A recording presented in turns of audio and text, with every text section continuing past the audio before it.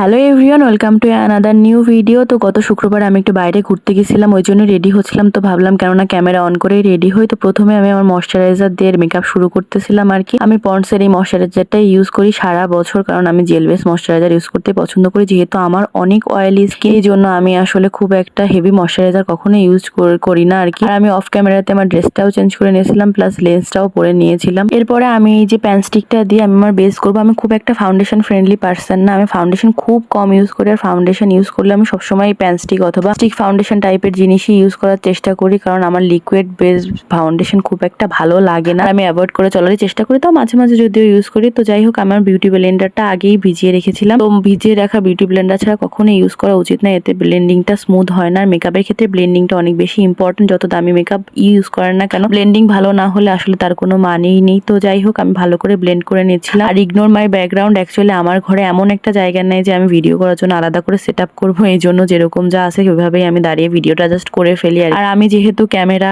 নিজেই হ্যান্ডেল করি, মানে আমার ভিডিও করে দেওয়ার জন্য কেউ নাই, আর আমি ব্যাক ক্যামেরা দিয়ে ভিডিও করি যাতে ভিডিও কোয়ালিটিটা একটু বেটার আসে। তার কারণ আমি দেখতেও পাই না যে আসলে কি ভিডিও হচ্ছে, পুরো আন্দাজের উপরে জাস্ট ক্যামেরা অন করে শুরু করি, পরে দেখি যে কোথাও কি সমস্যা। এই জন্য অনেক সময় দেখা যায় যে ক্যামেরার অ্যাঙ্গেল ঠিক থাকে না, বা বিভিন্ন সময় আমার পজিশন চেঞ্জ হয়, যেটা আসলে আমার ওই মুহূর্তে ঠিক করা সম্ভব হয় না। তো যাই হোক, ভালোভাবে বেসটা মেকআপ করার পর আমি ইউজ করবো একটা কনসিলার, মেকআপ রেগুলেশনের কনসিলারটা মেনলি আমি ইউজ করবো। আমার খুব একটা ডার্ক সার্কেলের প্রবলেম নাই, তাই কনসিলার খুব একটা ইম্পর্টেন্স দিয়ে আমি কিনি না। ওই হাতের কাছে যেটা পাই একটা হলেই হলো ওইরকম। তো এই কনসিলারটা বেশ কিছুদিন ধরে ইউজ করতেছি। এটা মোটামুটি ভালোই কাভারেজ দেয়, যেহেতু খুব একটা হেভি কাভারেজ আমার আসলে দরকার পড়ে না। এটা মিডিয়াম কাভারেজের মধ্যে বেশ ভালো এবং অ্যাফোর্ডেবলও বলা যায় অনেকটাই। মানে আমার মোটামুটি যতটুকু কাভারেজের দরকার এটা ততটুকু কাভারেজ দিয়েই দেয়। তো মোটামুটি আমার যে জায়গাতে কনসিলার দরকার ছিল আমি সেই জায়গাতে অল্প একটু করেই দিয়ে নিয়েছি, খুব একটা বেশি প্রোডাক্ট ইউজ করিনি। তারপরে দেওয়ার পরে খুব ভালো করে ব্লেন্ড করে নিয়েছি, যাতে কোনো কিছু রেসিডিউ থেকে না যায়। রেসিডিউ থাকলে ভালো লাগবে না। আর আমি কনসিলার ব্লেন্ড করার পর ইউজ করবো একটা লুজ পাউডার। এই যে আমি এই লুজ পাউডারটা ইউজ করতেছি, আমি কিছুদিন ধরে খেয়াল করলাম আমার ক্ষেত্রে পিঙ্ক টোনের লুজ পাউডারগুলো ভালো কাজ করতেছে। আমি যদি ইয়েলো টোনের কোনো লুজ পাউডার ইউজ করি তাহলে কিছুক্ষণ পর অক্সিডাইজ হয়ে মুখটা কালো হয়ে যায়। পিঙ্ক টোনের ক্ষেত্রে সেই জিনিসটা আমার ক্ষেত্রে হচ্ছে না। এরপরে আমি আমার আই মেকআপটা কমপ্লিট করব। আমার যে ড্রেস আপ এর সাথে আসলে খুব একটা হেভি আই মেকআপ যাবে না, শুধুমাত্র আইলাইনার আর মাস্কারা ইউজ করব। তো প্রথমে আমি একটা পাতলা করে আইলাইনার দিয়ে নিচ্ছি, তারপরে আইলাইনার দেওয়ার পরে আমি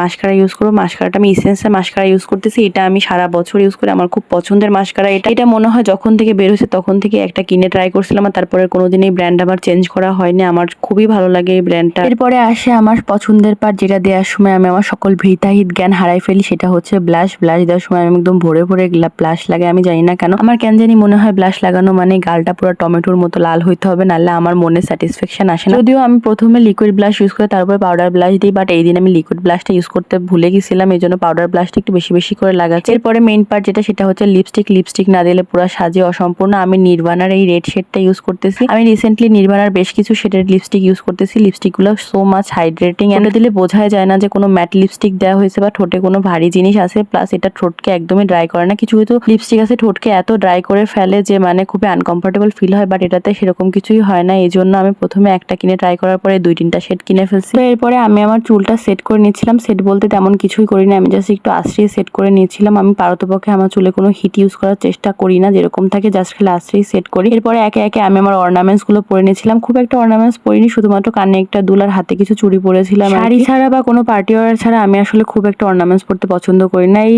নর্মাল ছোট ছোট জুয়েলারি পরতেই ভালো লাগে আর কি। অ্যান্ড এই যে আমার সাজুগুজু complete, hair is my final look. আমাকে টোটালি সাজুগুজু করার পরে যে কিছুটা এরকমই দেখা যাচ্ছিল, কিন্তু আমার ঘরে যেহেতু জায়গা কম, আমি আগেই বলেছি, সেই জন্য আমি খুবই দুঃখিত যে আমি ওটা সাজার পরে কেমন লাগতেছিল বা আমার পুরো ড্রেস আপটা কেমন ছিল সেটা আসলে ভিডিও করে দেখানো পসিবল হয়নি, কারণ পিছনে কোনো জায়গায় নেই যে আমি দূরে গিয়ে দেখাবো। এই জন্য আমি ভিডিও শেষে কিছু পিকচার অ্যাড করে দেওয়ার চেষ্টা করবো, যাতে আমার পুরো গেট আপটা আমি ভালোভাবে দেখাতে পারি বা বোঝাতে পারি। And here is those all pictures and this is all for today. See you in the next video. Don't forget to like, comment, share and follow my page. Tata, bye by.